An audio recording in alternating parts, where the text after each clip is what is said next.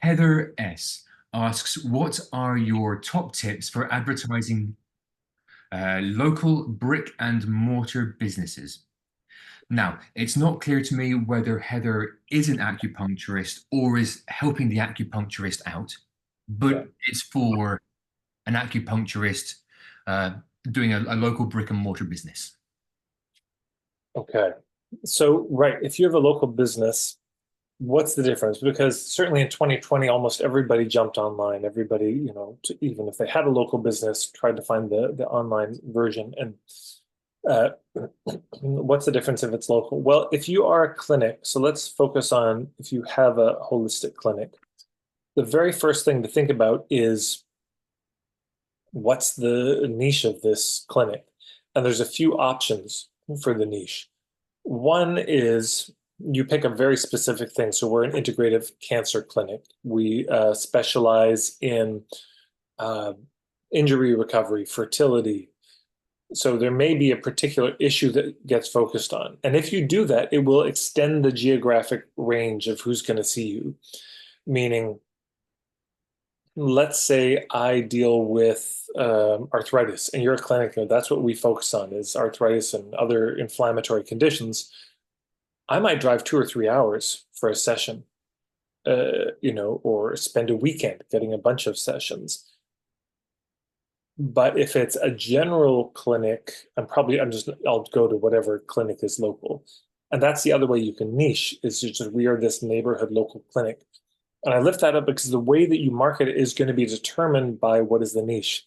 If your clinic has an issue-based specialty, or it could be a psychographic specialty, like we're a holistic clinic for the vegan community. We're a holistic um, clinic for the Christian community. We're a holistic clinic for um, uh, like a left-wing radical community or the queer community. We're a very queer friendly space and that's how we run it. Or you get the idea. There's different communities, crews, scenes that you could have a clinic based on. And so let's just say we have three options there. One, kind of based on the issue, two, based on psychographics, and third, uh, based on locality, which is a kind of a demographic thing. And also it could be we're a people of color only space, right? And then that's more of a psychographic or demographic thing. So and each of those is a slightly different marketing approach because if it's based on the issue, then you're thinking, okay, where do I find the hubs? Who's connected to people who struggle with this issue? If it's a psychographic or a scene, then it's like, well, where do people in that scene hang out? Who are the hubs? Where do we find them? Same thing with the demographic.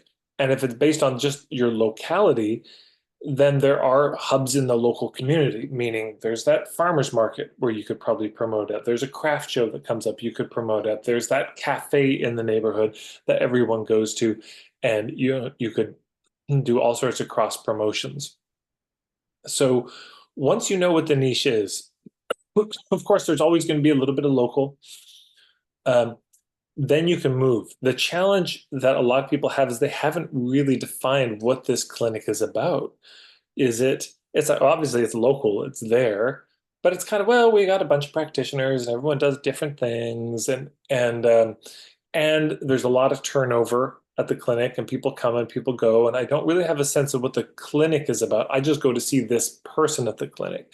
And if you're trying to market the clinic as a whole, then the question, what do you want the clinic to be known for? What do you want the reputation to be? Because there's other clinics they could go to. Some of them might just be down the street from you.